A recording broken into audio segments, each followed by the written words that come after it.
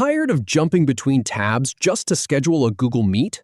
Learn how to do it directly from Gmail in under 60 seconds. First, we'll enable the Meet sidebar in Gmail.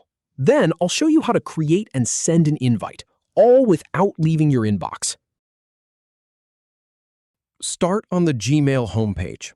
Now, click the gear icon at the top right to open Settings, then enable Google Meet on the sidebar.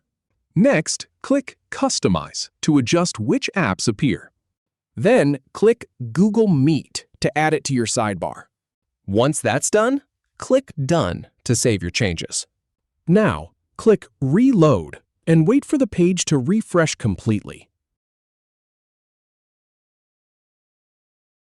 After reloading, click Meet on the left sidebar.